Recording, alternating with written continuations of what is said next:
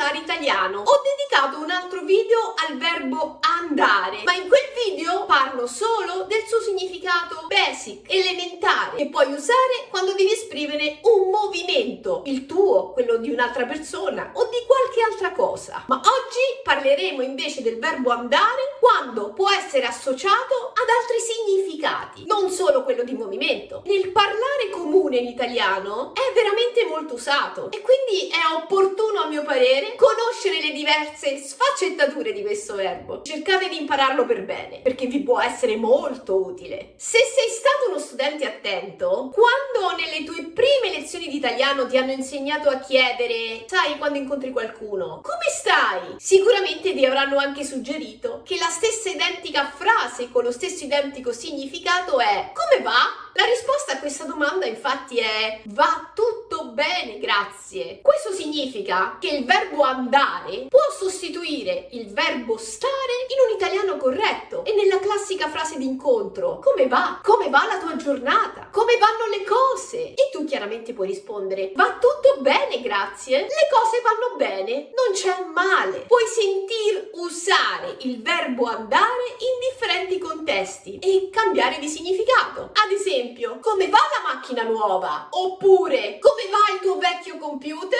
Ed ancora, come va il frigo adesso? Funziona?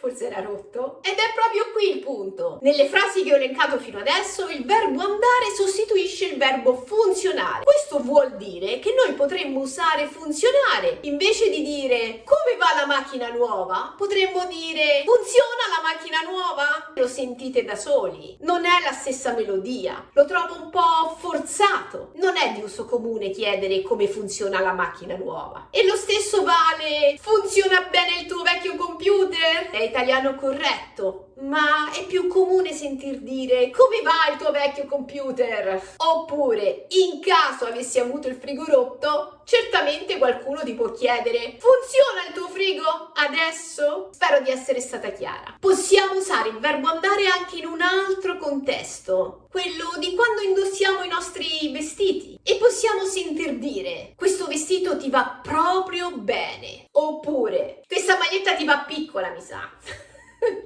E ancora, queste scarpe mi vanno strette. In questi esempi il verbo andare sostituisce il verbo stare, indossare. Potremmo anche dire questo vestito ti sta proprio bene, oppure questa maglietta ti sta piccola. E ancora, queste scarpe mi stanno strette. Le odio le scarpe con la punta. Il verbo andare viene adottato anche in sostituzione di espressioni come bisogna fare oppure del semplice verbo fare. E vi faccio degli esempi. Dopo cena va fatta la lavastoviglie. In questa espressione va fatta possiamo benissimo sostituire con bisogna fare la lavastoviglie. Ed in questa espressione bisogna fare o va fatta sono racchiusi tre significati: caricare la lavastoviglie, preparare la lavastoviglie e accendere la lavastoviglie. Racchiudiamo tutto in va fatta. Oppure possiamo sentir dire prima di andare a dormire va spento il telefono e tutti gli altri apparecchi elettronici intorno a te. E anche in questa espressione, quando dico va spento il telefono, è come quando ho detto prima va fatta la lavastoviglie. È come se volessi dire bisogna spegnere il telefono. Tutto chiaro? Possiamo anche sostituire il verbo volere con il verbo andare. In questa situazione torni stanco dal lavoro e non vuoi fare più niente e quindi dici non mi va di andare in palestra, sono stanca. Non mi va perché non voglio andare in palestra, sono stanca. Possiamo trovare il verbo andare anche in questa espressione, andare d'accordo. E quindi io posso dire le mie figlie vanno d'accordo, ogni tanto chiaramente. Oppure quando stai leggendo un libro e hai voglia